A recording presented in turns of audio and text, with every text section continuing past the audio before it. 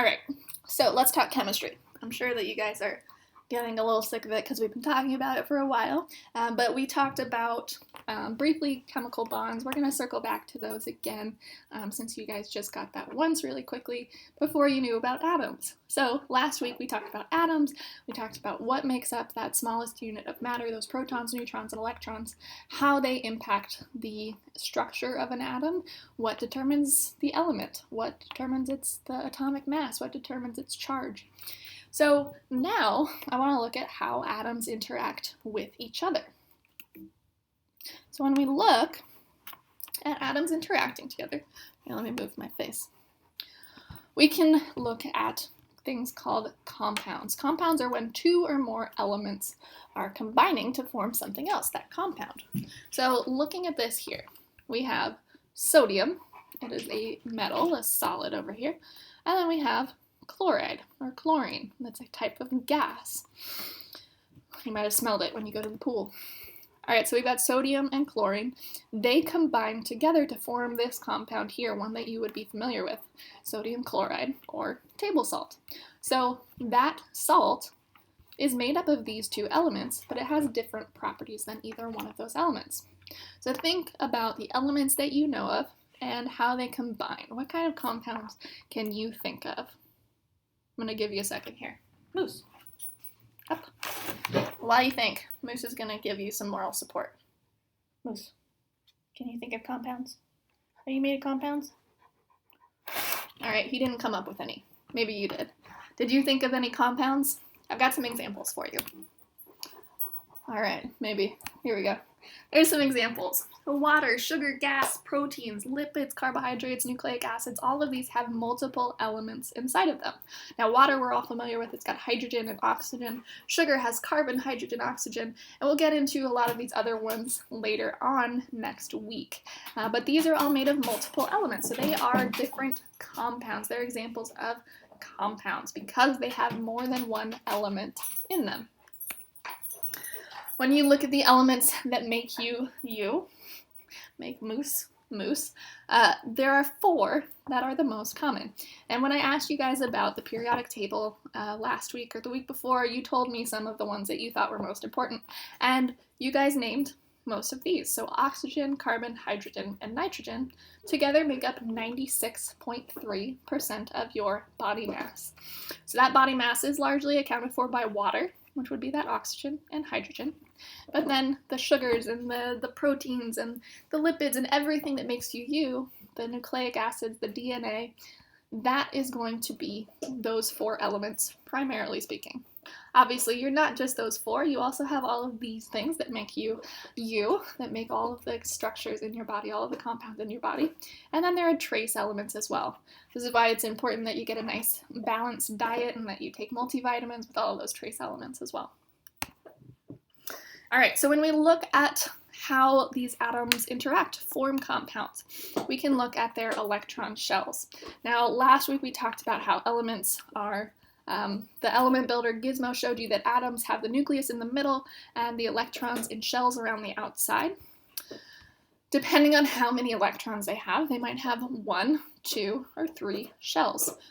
You can get into more than that, but for our purposes, we're not going to get into those crazy giant atoms, those higher up in the periodic table. But you can look at that first shell. Over here, we have full electrons on the outer shells. So here, helium has a full outer shell. It's got 2 in its first level, neon has 8 in the second level, and argon has all of the ones that neon and helium had, but also another 8 that fill up its outer shell. And those outer shell of electrons are really important. Those are called valence electrons. Those are the number of electrons in that outermost shell. And since they're on the outside, those are the ones that are bumping into the other atoms. They're the ones who determine the chemical properties of that atom. Now, atoms like to be complete. I don't know about you guys, but, you're always looking for your other half. You say, you complete me. People like to be complete. So do atoms. So an incomplete valence shell means that that atom is reactive. It's looking for another atom to complete its valence shell. When I say that they're reactive, I mean that they like to form chemical bonds. Now, if you think back a couple weeks ago, you watched a different video that talked about chemical bonds. I'm going to reiterate some of those points so that you have a reminder of what those bonds are. So, the first kind of chemical bond we'll talk about, skip that, is a covalent bond. So, a covalent bond is the strongest chemical bond. This is the strongest one that we'll talk about. And that's when two atoms share electrons.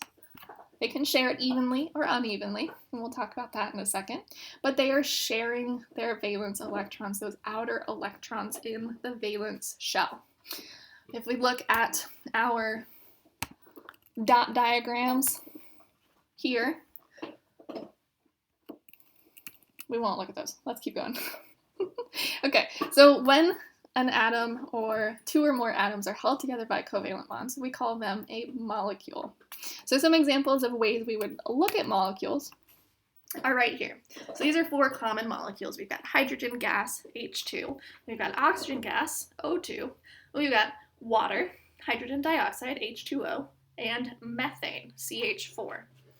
All right, so that's one way that we could represent these molecules. They're all covalently bonded, and they all have the atoms, the elements that compose them, written out here. So an H2 molecule, a hydrogen molecule, has 2 atoms of hydrogen. They have 1 valence electron each, and they're sharing them. So we have this nice sharing on our electron distribution diagram. We can represent that bond, that sharing, with just a line. So this is the structural formula. Or we could draw out the atom too to see how they share space. So those hydrogen atoms are the same size. They kind of smush together and fill space like that. So those are 4 ways that we can represent a molecule. They're all the same molecule. They all show the same thing, except in a different form. Now, when we have 1 line, that's a single bond. When we have 2 lines, it's a double bond. So they're not just sharing 1 pair of electrons, they're sharing 2 pairs of electrons. We're not going to get too far into that because that's more of a chemistry issue, but know that you can have single bonds and double bonds, but they are both covalent bonds. All right, so most likely in our class, we'll use this notation here and this notation here, and then you guys can get more into this later in your chemistry classes. Now, I said before that they're sharing, but they can share them evenly or unevenly. So a polar covalent bond is a specific kind of bond that doesn't share evenly.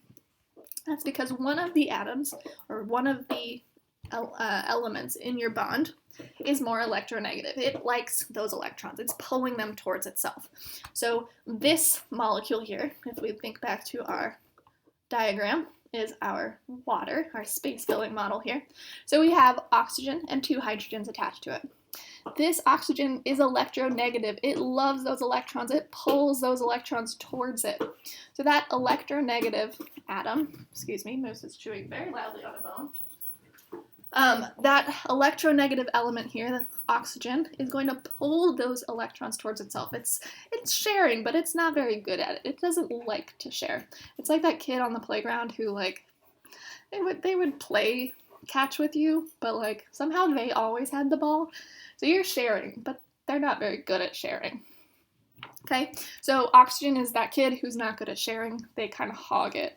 So it's hogging those electrons, which makes this molecule, or this atom here in the molecule, slightly negative. Hydrogen, kind of a wimp, not very electronegative. So it's like, okay, I guess this is how we share. And so it's slightly positive. It donates some of those electrons. It kind of lets oxygen hog it a little bit. So you end up with a bond that's uneven. So they're sharing, but they're not sharing evenly. They can also be nonpolar, where they're nice, they're sharing perfectly. That's a nonpolar bond. But water is polar. When we talked about it having the ability to dissolve things, that's because it's polar. All right. The other kind of bond, we have covalent bonds, and then another kind is our ionic bond. Those we also call salts. So when we think back to our table salt, that is an ionic bond. We can see here, sodium chloride is an ionic bond. They don't like sharing. They're like, I've got this electron, I see you want it, You can just have it. So ionic bonds, they transfer the electron instead. They're not sharing, they're just donating. Typically these happens between a metal and a nonmetal. So we have our sodium metal and our chlorine that is not a metal. And so that metal donates its electrons. It transfers its electron to that chlorine. That's when we get ions. So if we think back to ions, we have things that don't have even a neutral charge. So this ion here, sodium, is positive because it gave this extra electron over to the chlorine. So this is a cation, it's a positive ion, and this chlorine is a negative ion. It has one more electron than it has protons. And so ionic bonds involve ions. It has less electrons in sodium, making it positive, which is an ion. It's a non-neutral charge. And then chlorine has an extra electron, making it negative, an ion. That's where you get ionic bonds. I don't know where they get the term salt, but ionic bond makes sense. You get two ions because they're donating, they're transferring electrons. All right, the last kind that we talked about a lot with the principles of water, those properties of water, is hydrogen bonds. So because water has those polar covalent bonds where the oxygen is hogging the electrons, you have that negative oxygen and those positive hydrogens, you get a little bit of attraction. Opposites attract, right? So we have our positive hydrogens interacting with our negative oxygens, our electronegativity of that oxygen who like to hog all those electrons. And so you get these weak interactions between those negative and positive charges. So that has to do with where are those electrons hanging out, who's hogging the electrons, and then those really kind of weak bonds between those positive and negative parts of your molecule. All right, I know that's a lot. We'll cover it again some more when we get to molecules, but that is the three kinds of bonds that we'll talk about in our class. All right, so you have your molecules. You have things that are bonding and changing. How do they do that? They are doing that through chemical reactions. So reactions are when you take certain elements, you take molecules, and they combine, they interact, they go through a reaction here. So a reaction, you have reactants, things that are reacting together, and products. What happens when those things react? Okay, so these here are hydrogen, are reacting with our oxygen, and that makes water. All right, so a reaction is when you take reactants, combine them or break them apart, go through some sort of chemical reaction, and end up with products.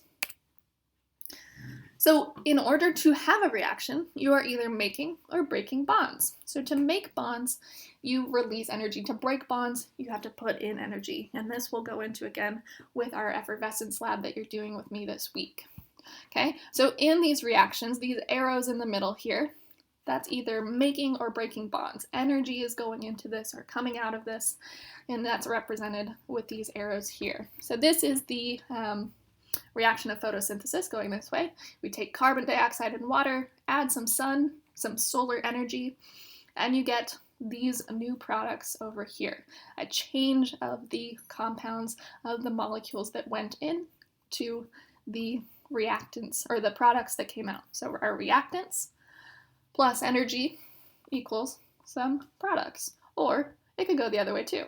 So we've got our reactants over here. We go that way. These are our products now.